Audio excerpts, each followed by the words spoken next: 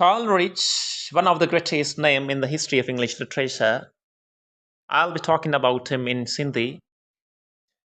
Coleridge अदबी तनक़ीद में अहम किरदारु अदा कयो ऐं पंहिंजे फ़िक्री कमनि ज़रिए रोमेंटिक ईरा जे मूवमेंट जी बुनियादनि खे मज़बूत कयो।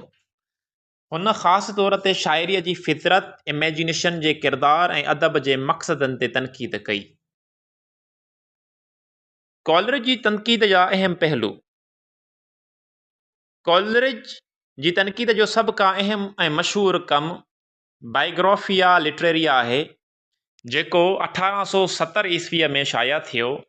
हिन किताब में कॉलरिज अदब, शाइरी ऐं फ़लसफ़े ते पंहिंजे नज़रियनि जो इज़हार कयो। कॉलरिज शाइरीअ खे ॿिनि मुख्य क़िस्मनि में विरायो। हिकिड़ी इमेजिनेशन, जंहिंखे तख़ील चयो वञे थो सिंधीअ में, ऐं ॿी फैंसी, जंहिंखे तसवर चयो वञे थो सिंधीअ में। हुन जे ख़्याल में इमेजिनेशन हिकु तख़लीक़ी क़ुवत आहे जेका नवनि ख़्यालनि ऐं तसवरनि खे जनम ॾिए थी, जॾहिं त फैंसी सिर्फ़ मौजूदा ख़यालातनि खे तरतीब ॾियण जी सलाहियत रखे थी। शाइर जो किरदारु। कॉलरिज शाइर खे हिकु तख़लीक़ी ऐं रूहानी हादी सम्झे थो, जेको फितरत जे हुसन ऐं इंसान जे अंदरूनी दुनिया जी ॻोल्हा करे थो। हुन जे मुताबिक़ शाइर पंहिंजी इमेजिनेशन ज़रिए न्यू माना ऐं न्यू तजुर्बनि खे ॻोल्हे थो। शाइरीअ जो मक़सदु ऐं किरदारु। कॉलरिज जी नज़र में शाइरीअ जो असलु मक़सदु हक़ीक़त जे नए शऊर खे पैदा करणु आहे। हुन शाइरीअ खे न सिर्फ़ तफ़रीह जो ज़रियो, पर हिकु अहिड़ी सरगर्मी सम्झियो आहे जेका इंसान जे रूहानी ऐं ज़हनी वाद वेज में अहम किरदारु अदा करे थी। शाइरी ऐं हक़ीक़त।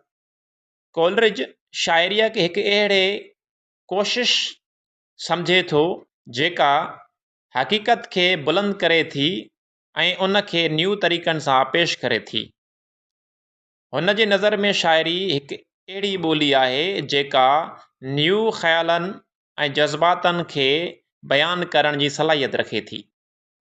इमेजिनेशन ऐं हक़ीक़त जो रिश्तो। कॉलरिज तख़ील खे शाइरीअ जे रूह ऐं अहम जुज़्वो सम्झे थो। हुन जी नज़र में तख़ील शाइरीअ खे हक़ीक़ी ऐं ख़याली दुनिया जे विच में हिकु पुल तौरु कमु करे थी, जिते शाइर पंहिंजी इमेजिनेशन ज़रिए हिकु नए हक़ीक़त पैदा करे थो। अदबी तनक़ीद में तब्दीलियूं।